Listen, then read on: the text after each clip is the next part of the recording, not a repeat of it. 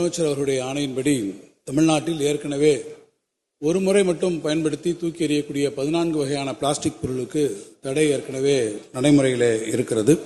தென் மாவட்டங்களிலே குறிப்பாக கோயில்பட்டி, சிவகாசி, சாத்தூர் இந்த பகுதிகளிலெல்லாம் தீப்பெட்டி தொழிலில் ஈடுபட்டிருக்கக்கூடிய மக்கள் அவர்களுக்கு இந்த லைட்டர் என்பது ஒரு மிகப்பெரிய வாழ்வாதார பிரச்சனையாக உருவாக்கியிருப்பதை நாம் அறிவோம். அது குறித்து அந்த பகுதியில் இருக்கக்கூடிய தொழிற்சங்கங்கள், தொழிலாளர்கள், மற்ற எல்லோருமே சட்டமன்ற உறுப்பினர் என்கின்ற வகையில் அண்ணன் அவர்களிடத்திலும், தூத்துக்குடி பாராளுமன்ற உறுப்பினர்களிடத்திலும், அதே போல நம்முடைய தூத்துக்குடி அமைச்சர், சமூக நலத்துறை அமைச்சர் அவர்கள், நம்முடைய வருவாய்த்துறை அமைச்சர்கள் மற்ற என்னிடத்திலும் அவர்கள் முறையிட்டிருந்தார்கள். சபாநாயகர் பேரையும் சேர்த்துக்கிடுங்க. சபாநாயகருக்கு தென் மாவட்டத்தில் இருக்கக்கூடிய மொத்த கோரிக்கை உங்களிடத்திலே வருவதை போல சபாநாயகர் அவர்களும் அதை அவசியமாக அதை செய்ய வேண்டும் என்றும் வலியுறுத்தி இருக்கிறார்கள்.